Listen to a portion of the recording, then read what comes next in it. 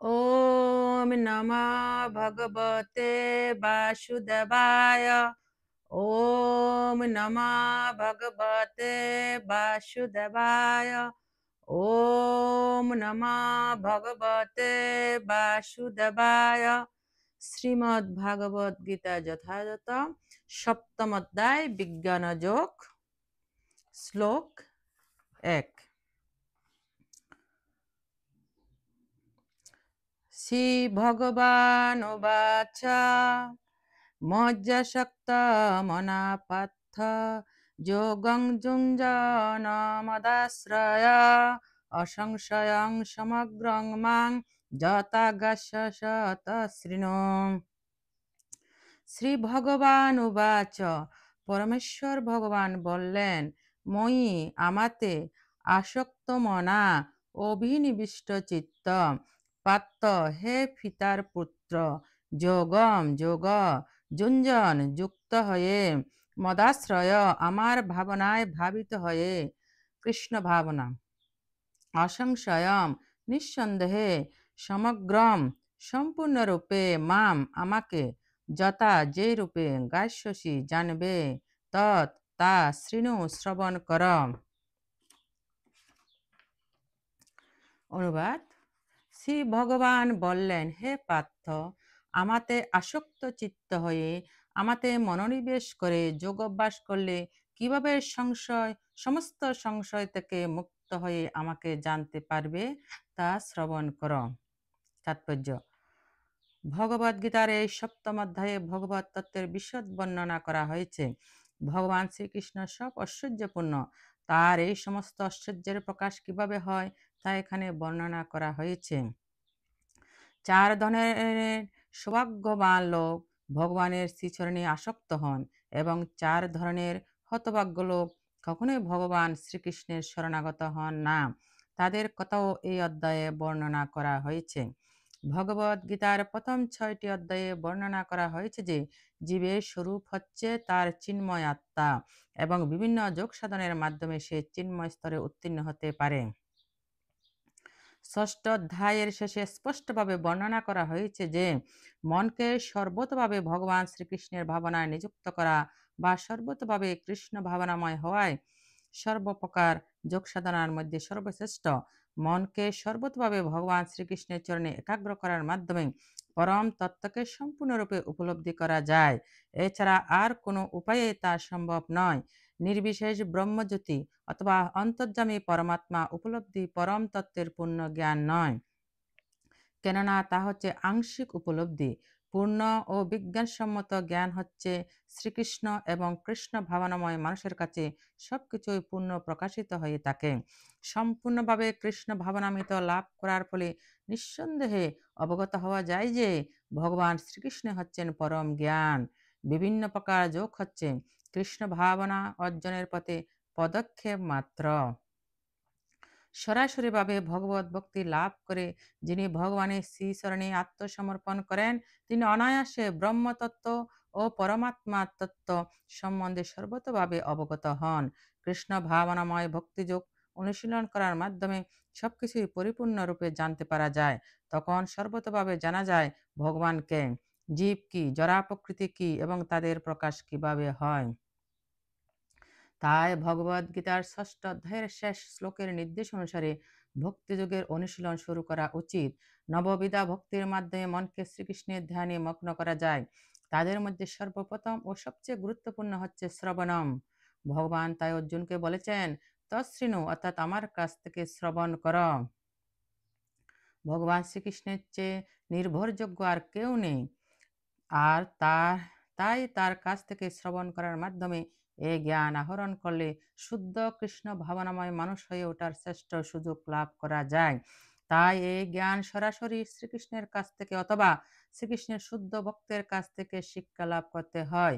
কেতাবী বিদ্যায় অহংকারী অভক্ত ভুইফুরের কাছ থেকে নয়। শ্রীমদ্ ভাগবতের প্রথম স্কন্ধের 2য় অধ্যায়ে পরমেশ্বর ভগবান শ্রীকৃষ্ণকে উপলব্ধির এই পদ্ধতি বর্ণনা করে বলা হয়েছে। ছিন্নতাং সকতা কৃষ্ণ পুণ্য শ্রবণ কীর্তন হৃদন্ত স্তোভদ্রাণী বিদুনতি সুরীৎসতাম নষ্টপ্রায়েষু বদ্ধেষু নিত্যং ভাগবত সেবয়া ভগবত উত্তম শ্লোকে ভক্তি ভবতি নষ্টকী তদা রজস্তমো ভাবা কাম লোভাদয়চ্ছ হজে চেত এতে রণাবিদ্যং স্থিতং সত্যে প্রসীদতি এবং প্রসন্ন মানসো ভগবদ ভক্তি যোগত ভগবতত্ত্ব বিজ্ঞান মুক্ত সঙ্গচ্ছ জায়তে বিদ্যতে হৃদয় গ্রন্থি সিদ্ধ হতে সর্বসংশয়া ক্ষীয়তে শাস্য কর্মাণি দৃষ্ট এবাত্মনীশ্বরে বৈদিক শাস্ত্রসমূহ থেকে ভগবান শ্রীকৃষ্ণের কথা শ্রবণ করলে অথবা ভগবত গীতা থেকে ভগবানের শ্রী মুখ নিঃসৃত বাণী শ্রবণ করলে কল্যাণ হয়। কেউ যখন কৃষ্ণ কথা শ্রবণ করেন তখন ভগবান শ্রীকৃষ্ণ, যিনি সকলের অন্তরে বিরাজমান, তিনি পরম বন্ধুর মতো তার হৃদয়কে সমস্ত কলুষ থেকে মুক্ত করেন। এভাবে ভক্ত হৃদয়ে সুপ্ত পারমাত্মিক জ্ঞানের বিকাশ হয়। শ্রীমদ্ ভাগবত ও ভগবত ভক্তের কাছ থেকে তিনি যত কৃষ্ণ কথা শোনেন ততই তার অন্তরে ভগবত ভক্তি সুদৃঢ় হয়। ভগবত ভক্তি বিকশিত হওয়ার ফলে রজগুণ ও তমগুণ থেকে মুক্তি লাভ হয় এবং এভাবে কাম, ক্রোধ, লোভ, মোহ আদি অন্তহিত হয়। এই সমস্ত কলুষ থেকে মুক্ত হওয়ার ফলে ভগবত ভক্ত তখন শুদ্ধ সত্যে অধিষ্ঠিত হন। তিনি তখন আন্তরিকভাবে ভগবত সেবায় সঞ্জীবিত হন এবং পরিপূর্ণরূপে ভগবত তত্ত্বের বিজ্ঞান উপলব্ধি করেন। এভাবে ভক্তিযোগ সাধন করার ফলে জড় আসক্তির গ্রন্থি ছিন্ন হয় এবং মানুষ তখন অচিরেই অসংশয়ং সমগ্রম অর্থাৎ পরমেশ্বর ভগবান শ্রীকৃষ্ণ সম্বন্ধে অবগত হন। তাই কৃষ্ণ তত্ত্বের বিজ্ঞান বুঝতে হয় পরমেশ্বর ভগবান শ্রীকৃষ্ণের কাছ থেকে অথবা কৃষ্ণ ভাবনাময় ভক্তের কাছ থেকে। শ্লোক 2। জ্ঞানং তেহং সবিজ্ঞানমিদং ভক্ষাম্য শেষত যস্গাত্তা নেহ ভূয়ঃন্য জজ্ঞাত ব্যাম বশিষ্যতে। জ্ঞানম জ্ঞানের কথা, তে তোমাকে অহম আমি, সবিজ্ঞানম বিজ্ঞান সমন্বিত, ইদম এই বক্সামি বলব, অশেষত পূর্ণরূপে যা জ্ঞাতা জেনে না ইহ এই জগতে ভূয় পুনরায় অন্যত আর কিছু জ্ঞাতব্যম জানবার অবিশিষ্যতে বাকি থাকে। অনুবাদ: আমি এখন তোমাকে বিজ্ঞান সমন্বিত এই জ্ঞানের কথা সম্পূর্ণরূপে বলবো, যা জানা হলে এই জগতে আর কিছুই জানবার বাকি থাকে না। তাৎপর্য: পূর্ণ জ্ঞান বলতে প্রপঞ্চময় জগৎ, এর পশ্চাতে চেতন ও উভয়ের উৎস সম্পর্কিত জ্ঞানকে বোঝায়। এটি হচ্ছে অপ্রাকৃত জ্ঞান। ভগবান শ্রীকৃষ্ণ অর্জুনকে এই বিশেষ জ্ঞান দান করেছিলেন। তার কারণ হচ্ছে অর্জুন ছিলেন তার অন্তরঙ্গ ভক্ত ও সখা। চতুর্থ অধ্যায়ের প্রথমে ভগবান সেই কথা ব্যাখ্যা করেছেন এবং এখানেও তিনি প্রতিপন্ন করেছেন যে ভগবানের ভক্তই কেবল গুরু পরম্পরা ধারায় সাক্ষাৎ ভগবানের কাছ থেকে পরম তত্ত্ব জ্ঞান লাভ করতে পারেন। তাই যথার্থ বুদ্ধিমত্তা সহকারে সমস্ত জ্ঞানের উৎসকে জানবার প্রয়াসী হতে হয়, যিনি হচ্ছেন সমস্ত কারণের কারণ এবং সমস্ত যোগ সাধনায় ধ্যানের একমাত্র বিষয়বস্তু। যখন সমস্ত কারণের কারণকে জানা যায় তখন যা কিছু জ্ঞাতব্য তা সবই জানা হয়ে যায় এবং আর কোনো কিছুই অজানা থাকে না। বেদে মুন্ডক উপনিষদ বলা হয়েছে, কস্মিন নো ভগবো বিজ্ঞাতে সর্বমিতং বিজ্ঞাতং ভবতীতি। শ্লোক 3। মনুষ্যানাং সহস্রেষু কচ্ছিদ্যততি সিদ্ধয়ে যততামপি সিদ্ধানাং কচ্ছিন্মাং বেত্তি তত্ত্বতম। মানুষের মধ্যে সহস্রেষু হাজার হাজার কচ্ছিৎ কোনো একজন যততি যত্ন করেন, সিদ্ধয়ে সিদ্ধি লাভের জন্য, যততাম সেই প্রকার যত্নশীল, অপি বাস্তবিক সিদ্ধানাম সিদ্ধদের কচ্ছিৎ কেউ মাম আমাকে ব্যক্তি জানতে পারেন তত্ত্বত স্বরূপত। অনুবাদ: হাজার হাজার মানুষের মধ্যে কদাচিৎ কোনো একজন সিদ্ধি লাভের জন্য যত্ন করেন, আর সেই প্রকার যত্নশীল সিদ্ধদের মধ্যে কদাচিৎ একজন আমাকে অর্থাৎ আমার ভগবৎ স্বরূপকে তত্ত্বত অবগত হন। তাৎপর্য: মানব সমাজে নানা রকম মানুষ আছে। এবং হাজার হাজার মানুষের মধ্যে দুই একজন কেবল আত্মতত্ত্ব, দেহতত্ত্ব, পরমতত্ত্ব সম্বন্ধে অবগত হওয়ার জন্য পরমাত্ম সাধনের যথার্থ প্রয়াসী হন। সাধারণ অবস্থায় মানুষ পশুর মতো জীবনযাপন করে, অর্থাৎ তার একমাত্র চিন্তা হচ্ছে আহার, নিদ্রা, ভয় ও মৈথুন। কদাচিৎ কেউ দিব্যজ্ঞান লাভের জন্য আগ্রহী হয়। গীতার প্রথম 6 অধ্যায়ের প্রয়োজনীয়তা কেবল সেই সাধকেরই আছে যার আত্মজ্ঞান তথা পরমাত্ম জ্ঞান লাভের জন্য জ্ঞানযোগ, ধ্যানযোগ ও বিবেক বুদ্ধি আদি আত্মানুভূতির মার্গ অনুগমন করেন। কিন্তু কৃষ্ণ ভাবনাময় ভক্তরাই কেবল কৃষ্ণকে জানতে পারেন। অন্য অধ্যাত্মবাদীরা নির্বিশেষ ব্রহ্মজ্ঞান লাভ করতে পারেন, কারণ তা শ্রীকৃষ্ণকে উপলব্ধির চেয়ে সহজ। শ্রীকৃষ্ণ পরম পুরুষোত্তম, কিন্তু সেই সঙ্গে তিনি ব্রহ্ম এবং পরমাত্মা জ্ঞানেরও অতীত। যোগীরা ও জ্ঞানীরা শ্রীকৃষ্ণকে উপলব্ধি করতে গিয়ে বিভ্রান্ত হয়ে যান। যদিও নির্বিশেষবাদীদের অগ্রগণ্য শ্রীপাদ শঙ্করাচার্য তার গীতার ভাষ্যে স্বীকার করে গিয়েছেন যে শ্রীকৃষ্ণ হচ্ছেন পরব্রহ্ম, স্বয়ং ভগবান, কিন্তু তবুও তার অনুগামীরা কৃষ্ণকে ভগবান বলে মানতে চায় না, কারণ শ্রীকৃষ্ণকে উপলব্ধি করা খুবই দুঃসাধ্য। এমনকি নির্বিশেষ ব্রহ্মানুভূতি হওয়ার পরেও শ্রীকৃষ্ণ তত্ত্ব শুধু বৈধ থাকে। শ্রীকৃষ্ণ হচ্ছেন পরমেশ্বর ভগবান, সর্বকারণের কারণ, আদি পুরুষ গোবিন্দ, ঈশ্বর পরম কৃষ্ণ সচ্চিদানন্দ বিগ্রহ, অনাদিরাদি গোবিন্দ, সর্বকারণ কারণম। অভক্তদের পক্ষে তাকে জানা অত্যন্ত কঠিন। যদিও তারা বলে ভক্তিমার্গ অতি সহজ, কিন্তু তা সত্ত্বেও তারা তার অনুগমন করতে পারে না। ভক্তিমার্গ যদি এতই সহজ হয়, তাহলে তারা তা পরিত্যাগ করে অত্যন্ত কষ্টসাপেক্ষ নির্বিশেষ পথ গ্রহণ করে কেন? প্রকৃতপক্ষে ভক্তিমার্গ সহজ নয়। তথাকথিত কোনো মন গড়া পন্থায় ভক্তিযোগ অনুশীলন করা সহজ হতে পারে, কিন্তু শাস্ত্রীয় বিধি অনুসারে যথার্থ ভক্তিযোগ অনুশীলন করা মনঃধর্মী, জ্ঞানী ও দার্শনিকদের পক্ষে সম্ভব নয়। তাই তারা অচিরেই ভক্তিমার্গ থেকে ভ্রষ্ট হয়। ভক্তি রসামৃত সিন্ধু গ্রন্থে পূর্বশীল রূপ গোস্বামী পাদ বলেছেন, শ্রুতি স্মৃতি পুরাণ আদি পঞ্চরাত্র বিধিং বিনা অকান্তকি হরে ভক্তি হৃৎপাতায়ৈব কল্পতে। উপনিষদ, পুরাণ, নারদ, পঞ্চরাত্র আদি প্রামাণিক বৈদিক শাস্ত্রবিধির অনুগামী না হয়ে যে ভগবত ভক্তি, তা কেবল সমাজে উৎপাতেরই সৃষ্টি করে। ব্রহ্মবেত্তা, নির্বিশেষবাদী অথবা পরমাত্ম তত্ত্বজ্ঞ যোগী কখনোই পরমেশ্বর ভগবান শ্রীকৃষ্ণের যশোদানন্দন অথবা পার্থসারথী রূপকে জানতে পারে না। এমনকি মহামহিমাময় দেবতারাও কখনো কখনো শ্রীকৃষ্ণের সম্বন্ধে বিভ্রান্ত হয়ে পড়েন। মজ্জন্তি যশূরয় মাং তু বেদন কচ্ছন। ভগবান নিজেই বলেছেন, কেউ আমাকে তত্ত্বত জানতে পারে না, আর কেউ যদি জানে, তাকে জেনে থাকে, তবে মহাত্মা সদুর্লভ। এমন মাহাত্ম অত্যন্ত দুর্লভ।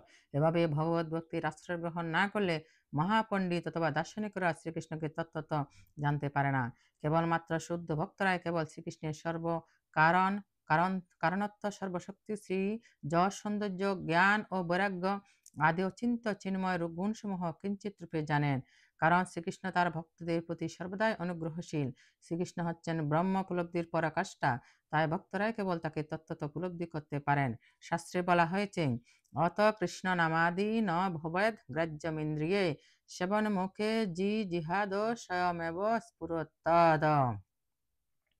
জড় স্থূল ইন্দ্রিয়ের দ্বারা কখনো শ্রীকৃষ্ণকে জানতে পারা যায় না। ভক্তের ভক্তিতে প্রসন্ন হলে শ্রীকৃষ্ণ স্বয়ং তার কাছে নিজেকে প্রকাশিত করেন। ভক্তি রসান্বিত সিন্ধু। শ্লোক 4। ভূমিরাপোহনল বায়ো খং মনো বুদ্ধিরেব চ অহংকার ইতি মে ভিন্না প্রকৃতিরষ্টদা। ভূমি মাটি, আপ জল, অনল অগ্নি, বায়ু খম আকাশ, মন বুদ্ধি এবং অবশ্যই চ এবং অহংকার ইতি এভাবে ইয়ম এই সমস্ত মে আমার ভিন্না ভিন্ন প্রকৃতি অষ্টধা অষ্টবিধ। অনুবাদ: ভূমি, জল, বায়ু, অগ্নি, আকাশ, মন, বুদ্ধি ও অহংকার এই 8 প্রকারে আমার ভিন্না জড়া প্রকৃতি বিভক্ত। তাৎপর্য: ভগবদ বিজ্ঞান ভগবানের স্বরূপ এবং তার বিভিন্ন শক্তির তত্ত্ব বিশ্লেষণ করে। ভৌতিক শক্তিকে প্রকৃতি বা ভগবানের বিভিন্ন পুরুষ অবতারে এর শক্তি বলা হয়। সেই সম্বন্ধে সাতহত তন্ত্রে বলা হয়েছে, বিষ্ণস্তু ত্রীণি রূপাণি পুরুষাখ্যান্নহত বিদু একন্ত মহত সৃষ্ট দ্বিতীয়ং তহ খণ্ড সংস্থিতম তৃতীয়ং সর্বভূতস্তং তানি গাত্তা বিমুচ্যতে। প্রকৃত সৃষ্টির নিমিত্ত ভগবান শ্রীকৃষ্ণের সাংসদ তিনজন বিষ্ণুরূপে প্রকট হন। প্রথম মহাবিষ্ণু মহত্তত্ত্ব নামে সম্পূর্ণ ভৌতিক শক্তির সৃজন করেন। দ্বিতীয় গর্ভোদকশায়ী বিষ্ণু সমস্ত ব্রহ্মাণ্ডে নানাবিধ সৃষ্টি করবার জন্য তাদের মধ্যে প্রবেশ করেন। তৃতীয় ক্ষীরোদকশায়ী বিষ্ণু পরমাত্মা রূপে সমস্ত বিশ্ব ব্রহ্মাণ্ডে পরিব্যাপ্ত হন, এমনকি তিনি পরমায়ুগুলির মধ্যেও বিরাজ করেন। এই তিন বিষ্ণু তত্ত্ব সম্বন্ধে যিনি অবগত, তিনি জড়বন্ধন থেকে মুক্তি লাভের যোগ্য। এই জড়জগৎ ভগবানের অনন্ত শক্তির একটি সাময়িক প্রকাশ। জড়জগতের প্রতিটি কার্যকলাপ ভগবান শ্রীকৃষ্ণের আংশিক প্রকাশ। এই তিন বিষ্ণুর পরিচালনায় সাধিত হয়।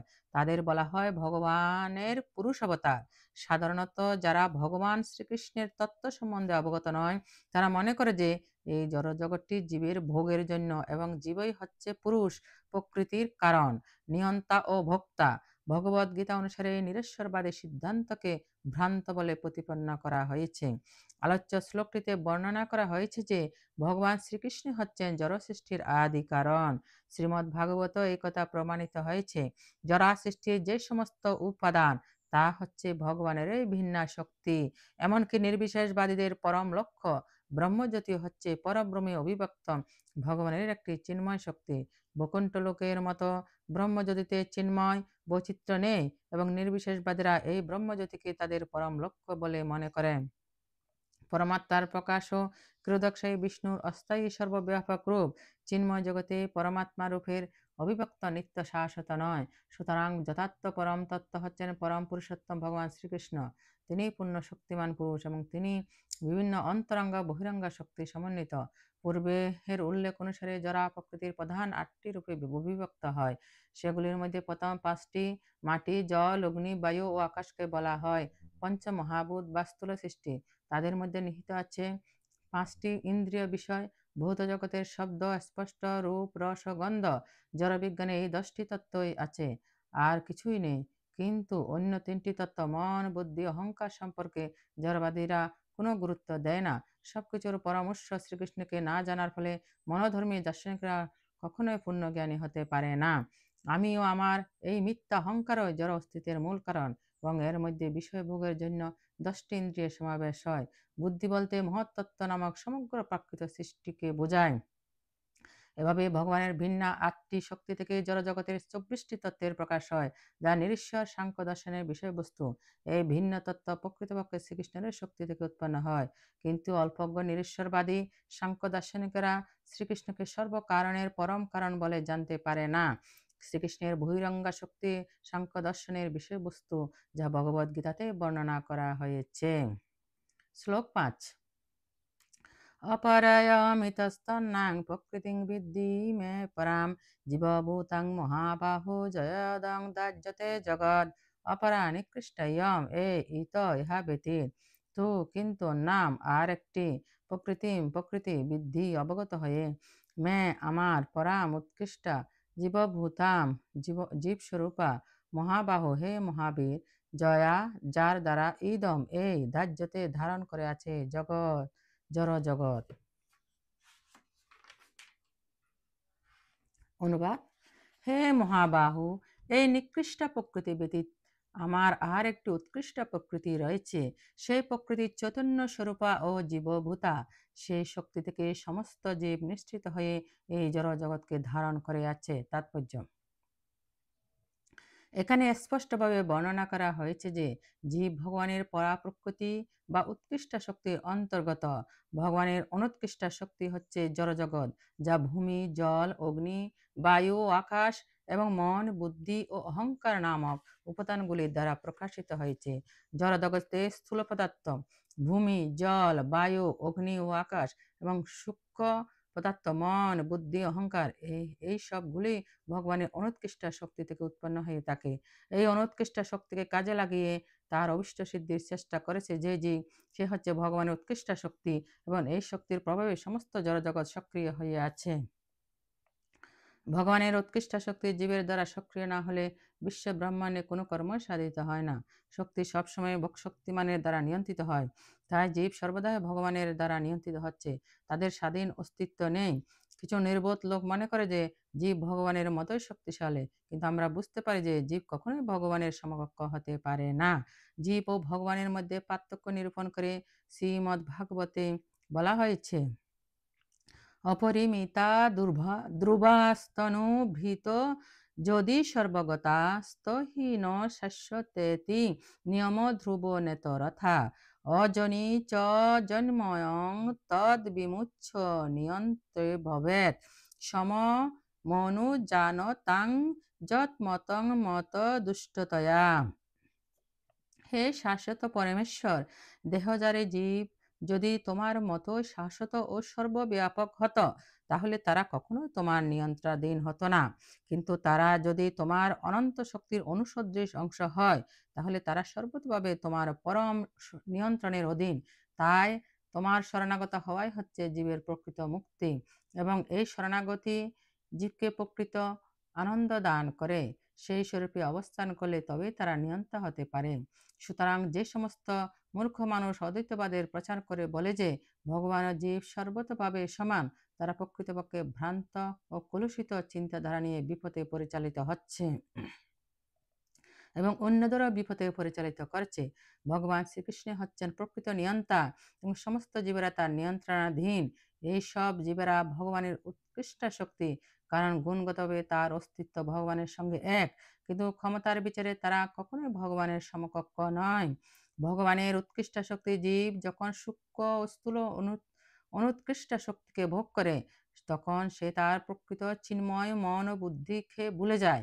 যারা প্রকৃতির দ্বারা প্রভাবিত হয়ে পড়ার ফলে জীবের এই বিস্মরণ ঘটে। কিন্তু জীব যখন মায়ায় মোহময় জরা শক্তির প্রভাব থেকে মুক্ত হয়, তখন সে মুক্তি লাভের পর্যায়ে উপনীত হয়। যারা শক্তির দ্বারা আচ্ছাদিত হয়ে অহংকারের প্রভাবে জীব মনে করে যে সে তার দেহ এবং এই দেহকে কেন্দ্র করে যা কিছু তা সবই তার। যখনই সে তার অজ্ঞানতা জনিত জরা শক্তির প্রভাব থেকে মুক্ত হয়, তখনই সে তার স্বরূপ সম্বন্ধে সচেতন হয়। আবার ভগবানের সঙ্গে এক হয়ে যাওয়ার যে দুরভিসন্ধি, সেটিও একটি মস্ত বড় বন্ধন। প্রকৃতপক্ষে এটি হচ্ছে সবচেয়ে নিকৃষ্টতম বন্ধন। তাই জড়বন্ধন থেকে মুক্ত হতে হলে ভগবানের সঙ্গে এক হয়ে যাওয়ার দুরভিসন্ধি ত্যাগ করতে হয়। এখানে গীতায় ভগবান শ্রীকৃষ্ণ বলেছেন, জীব হচ্ছে তার অনন্ত শক্তির একটি শক্তি মাত্র। এই শক্তি যখন জড়জগতের কলুষ থেকে মুক্ত হয়ে পূর্ণভাবে কৃষ্ণ চেতনা লাভ করে, তখন সে তার স্বরূপ উপলব্ধি করে মুক্তি লাভ করতে পারে। শ্লোক ৬। এতজ্জনিনি ভূতানি সর্বানুতুপদারয় অহং কৃষ্ণস্য জগত প্রভব প্রলয়স্তথা। এতদ এই দুইটি প্রকৃতির থেকে যোনিনি উৎপন্ন হয়েছে, ভূতানি জড় ও চেতন সবকিছু, সর্বাণি সমস্ত, ইতি এভাবে উপধারয় জ্ঞাত হয়, অহম আমি। কৃষ্ণস্য সমগ্র জগতের প্রভাব, উৎপত্তির কারণ, প্রলয় তথা এবং। অনুবাদ: আমার এই উভয় প্রকৃতি থেকে জড় ও চেতন সবকিছু উৎপন্ন হয়েছে। অতএব নিশ্চিতভাবে জেনে রাখো যে আমি সমস্ত জগতের উৎপত্তি ও প্রলয়ের মূল কারণ। তাৎপর্য: বিশ্ব চরাচরে যা কিছু বর্তমান তা সবই জড় ও চেতন থেকে উৎপন্ন। চেতন হচ্ছে সৃষ্টির আধার এবং জড় বস্তু এই চেতন তত্ত্ব দ্বারা রচিত। এমন নয় যে জড়ের বিবর্তনের প্রক্রিয়ার কোনো এক পর্যায়ে চেতনার সৃষ্টি হয়েছে। পক্ষান্তরে এই চিন্ময় শক্তি থেকে জড় জগতের সৃষ্টি হয়েছে। আমাদের এই জড় দেহটিতে চিৎ শক্তি বা আত্মা আছে বলে এই দেহটির বৃদ্ধি হয়, বিকাশ হয়। একটি শিশু ধীরে ধীরে বালকে পরিণত হয়, তারপরে সে যুবকে পরিণত হয়, কারণ ভগবানের উৎকৃষ্ট শক্তি আত্মা সেই দেহতে রয়েছে। ঠিক তেমনই এই বিরাট বিশ্ব ব্রহ্মাণ্ডেরও বিকাশ হয় পরমাত্মা বিষ্ণুর অবস্থিতির ফলে। তাই চেতন ও জড় যাদের সমন্বয়ের ফলে এই বিরাট বিশ্ব ব্রহ্মাণ্ডের প্রকাশ হয়, তারা হচ্ছে মূলত ভগবানের এই দুটি শক্তি। সুতরাং ভগবানই হচ্ছেন সমস্ত সৃষ্টির মূল কারণ। ভগবানের অনুসদৃশ অংশ জীব একটি গগনচুম্বী অট্টালিকা, একটি বৃহৎ কারখানা অথবা একটি বড় শহর গড়ে তুলতে পারে, কিন্তু সে কখনো একটি বিশাল ব্রহ্মাণ্ড করতে পারে না। এই বিশাল ব্রহ্মাণ্ডের পরম কারণ হচ্ছেন বৃহৎ আত্মা বা পরমাত্মা। আর পরম পুরুষ শ্রীকৃষ্ণ বৃহৎ ও ক্ষুদ্র উভয় আত্মার কারণ। তাই তিনি হচ্ছেন সর্বকারণের মূল কারণ। সে কথা প্রতিপন্ন করে কণ্ঠোপনিষদে বলা হয়েছে, নিত্য নিত্যানাং চেতন চেতনানাম। শ্লোক ৭। মত্তপর তরঙ্গন্নাথ কিঞ্চিদস্তি ধনঞ্জয় ময়ি সর্বমিদং প্রত্যং সূত্রে মনি গণা ইব। মত্ত আমার থেকে পরতরম শ্রেষ্ঠ ন না অন্য অন্য কিঞ্চিত কিছু অস্তি আছে ধনঞ্জয় হে ধনঞ্জয় মই আমাতে সর্বম সবকিছু ইদম এই প্রথম গাথা সূত্রে সূত্রে মণিগণা মণিসমূহ রিব মতন। অনুবাদ: হে ধনঞ্জয়, আমার থেকে শ্রেষ্ঠ আর কেউ নেই। সূত্রে যেমন মণিসমূহ গাথা থাকে, তেমনি সমস্ত বিশ্বই আমাদের ওতপ্রোতভাবে অবস্থান করে।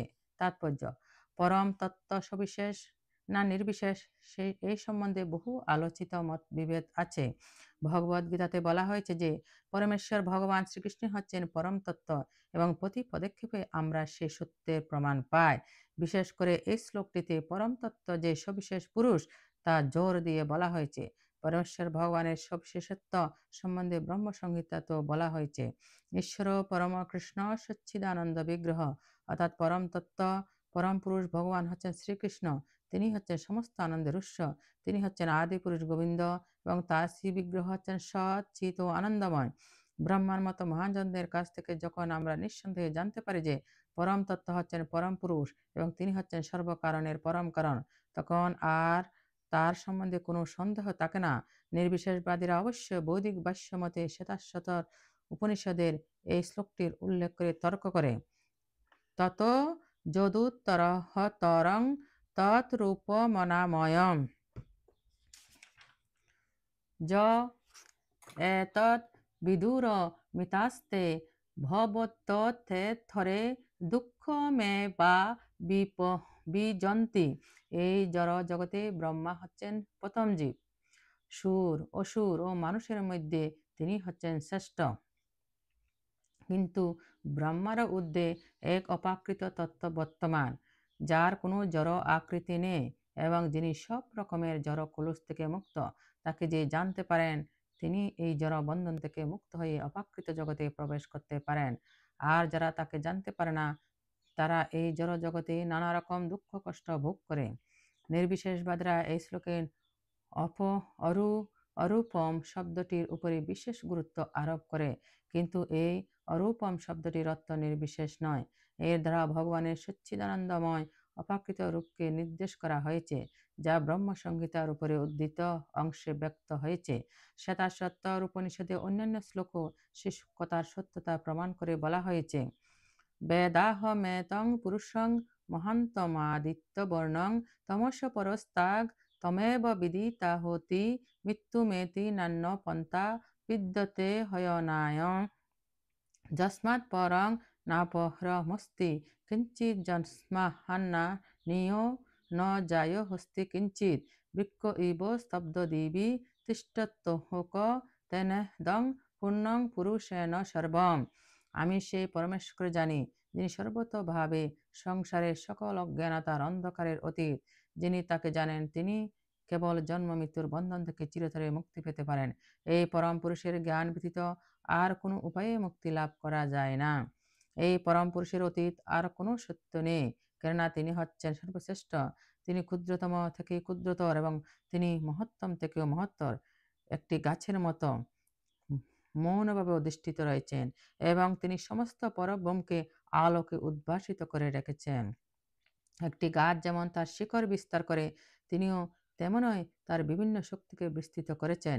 এই সমস্ত শ্লোক থেকে আমরা অনায়াসে সিদ্ধান্ত উপনীত হতে পারি যে পরমেশ্বর ভগবানই হচ্ছেন পরম তত্ত্ব, যিনি তার জড় ও চিন্ময় অনন্ত শক্তির প্রভাবে সর্বব্যাপ্ত। শ্লোক 8। রসহমপ্সু কন্তেয় প্রবাস্মি শশী সূর্যয় প্রণব সর্ববেদেষু শব্দকে পুরুষং নৃষং। রস সাত, অহম আমি, অপসু জলে, কন্তেয় হে কুন্তিপুত্র, প্রভা জ্যোতি, অস্মি আমি হই, শশী সূর্যয় চন্দ্র সূর্যের, প্রণব ওঙ্কার, সর্ব সমগ্র বেদেষু বেদে শব্দ, শব্দ খে আকাশে, পৌরুষম ক্ষমতা নৃষ মানুষে। অনুবাদ: হে কন্তেয়, আমি জলের রস, চন্দ্র সূর্যের প্রভা, সর্ববেদের প্রণব, আকাশের শব্দ এবং মানুষের পৌরুষ। তাৎপর্য: এই শ্লোকে বর্ণনা করা হয়েছে কিভাবে ভগবান তার বিভিন্ন জড়াশক্তি ও চিৎশক্তির দ্বারা সর্বত্র পরিব্যাপ্ত। ভগবান সম্বন্ধে জানতে সচেষ্ট হলে প্রথমে তার বিভিন্ন শক্তির প্রকাশের মাধ্যমে তাকে অনুভব করা যায়। তবে এই স্তরের যে ভগবত উপলব্ধি তার নির্বিশেষ। যেমন সূর্যদেব হচ্ছেন একজন পুরুষ এবং তাকে উপলব্ধি করা যায় তার সর্বব্যাপক শক্তি তা আর কিরণের মাধ্যমে, তেমনি পরমেশ্বর ভগবান যদিও তার নিত্যধামে বিরাজমান, তবুও তার সর্বব্যাপক শক্তির প্রকাশের মাধ্যমে তার অস্তিত্ব উপলব্ধি করা যায়। জলের স্বাভাবিক স্বাদ হচ্ছে জলের একটি সক্রিয় ধর্ম। আমরা কেউ সমুদ্রের জল পান করতে চাই না, তার কারণ সেখানে বিশুদ্ধ জলের সাথে লবণ মেশানো রয়েছে। আস্বাদনের শুদ্ধতার জন্যই জলের প্রতি আমাদের আকর্ষণ, এবং এই শুদ্ধ আস্বাদন ভগবানের অনন্ত শক্তির একটি অভিপ্রকাশ। নির্বিশেষবাদীরা জলের স্বাদের মধ্যে ভগবানের অস্তিত্ব অনুভব করে, এবং সবিশেষবাদীরাও ভগবান যে করুণা করে মানুষের তৃষ্ণা নিবারণের জন্য জলের সৃষ্টি করেছেন তার জন্য তার গুণকীর্তন করেন। এভাবে পরম পুরুষের উপলব্ধি হয়। প্রকৃতপক্ষে নির্বিশেষবাদ আর সবিশেষবাদের মধ্যে কোনো বিবাদ নেই। যিনি বাস্তবিক ভগবানকে জেনেছেন তিনি জানেন যে নির্বিশেষ ও সবিশেষ উভয় রূপে তিনি সবকিছুর মধ্যে বিরাজ করেছেন এবং এতে কোনো বিরোধ নেই। তাই শ্রী চৈতন্য মহাপ্রভু মহামহিমান্বিত ও চিন্ত ভেদাভেদ তত্ত্ব অর্থাৎ একই সাথে একত্ব ও পৃথকত্ব প্রতিষ্ঠিত করে আমাদের পূর্ণ ভগবত তত্ত্ব জ্ঞান দান করেছেন। সূর্য ও চন্দ্রের রশ্মি ছটাও মূলত ভগবানের দেহ নির্গত নির্বিশেষ ব্রহ্মজ্যোতি থেকে প্রকাশিত হয়। তেমনই বৈদিক মন্ত্রের প্রারম্ভে ভগবানকে সম্বোধন সূচক অপ্রাকৃত শব্দ ব্রহ্ম পণ বা ওঙ্কার মন্ত্র ভগবানের থেকে প্রকাশিত হয়েছে। যেহেতু নির্বিশেষবাদীরা পরমেশ্বর ভগবান শ্রীকৃষ্ণকে তার অসংখ্য নামের দ্বারা সম্বোধন করতে খুবই ভয় পায়, তাই তারা অপ্রাকৃত শব্দ ব্রহ্ম ওঙ্কারের মাধ্যমে তাকে সম্বোধন করে। কিন্তু তারা বোঝে না যে ওঙ্কার হচ্ছে ভগবান শ্রীকৃষ্ণের শব্দ প্রকাশ। কৃষ্ণ ভাবনার পরিধি সর্বব্যাপ্ত, তাই কৃষ্ণ চেতনার উপলব্ধি যিনি লাভ করেছেন তার জীবন সার্থক। ভগবান শ্রীকৃষ্ণকে যারা জানে না তারা মায়াবদ্ধ। শ্রীকৃষ্ণ সম্বন্ধে অবগত হওয়াই হচ্ছে মুক্তি, আর তার সম্বন্ধে অজ্ঞ থাকাই হচ্ছে বন্ধন। শ্লোক 9। পুণ্যগন্ধ পৃথিবাং চ তেজশ্চাস্মি বিভাবসো জীবনং সর্বভূতেষু তপশ্চাস্মি তপস্বিষু। পূর্ণ পবিত্র গন্ধ গন্ধ পৃথিবাং, পৃথিবীর চ ও, তেজ তেজ চ ও, অস্মি আমি হই, বিভাবসো অগ্নির, জীবনম আয়ু, সর্ব সমস্ত ভূতেষু প্রাণীর, তপ তপশ্চর্যা চ ও, অস্মি হই তপস্বিষু তপস্বীদের। অনুবাদ: আমি পৃথিবীর পবিত্র গন্ধ, অগ্নির তেজ, সর্বভূতের জীবন এবং তপস্বীদের তপ। তাৎপর্য: পূর্ণ শব্দটির অর্থ হচ্ছে যার বিকার হয় না। পূর্ণ হচ্ছে মৌলিক। এই জড় জগতে সবকিছুর একটি বিশিষ্ট সৌর বা গন্ধ আছে, যেমন ফুলের গন্ধ, মাটির গন্ধ, আগুনের গন্ধ, জলের গন্ধ, বাতাসের গন্ধ আদি। তবে পবিত্র নিষ্কলুষ আদি অকৃত্রিম যে সুবাস সবকিছুর মধ্যে প্রবিষ্ট থাকে তা হচ্ছে স্বয়ং শ্রীকৃষ্ণ। তেমনই সবকিছুরই বিশেষ একটি স্বাদ আছে, তবে রাসায়নিক দ্রব্যের মিশ্রণে এই স্বাদের পরিবর্তন করা যায়। তাই প্রতিটি বস্তুর নিজস্ব ঘ্রাণ, সুবাস ও স্বাদ আছে। বিভাবসু মানে অগ্নি। এই অগ্নি ছাড়া কলকারখানা চলে না, রান্না করা যায় না, অর্থাৎ আমাদের দৈনন্দিন জীবনে কোনো কাজই করা যায় না। সেই আগুন স্বয়ং শ্রীকৃষ্ণ। সেই আগুনের তাপই হচ্ছেন শ্রীকৃষ্ণ। আয়ুর্বেদ শাস্ত্রে বলা হয় যে আমাদের উদরস্থ নিম্ন তাপের ফলেও জীর্ণতা হয়। সুতরাং খাদ্য হজম করবার জন্য আমাদের আগুনের প্রয়োজন।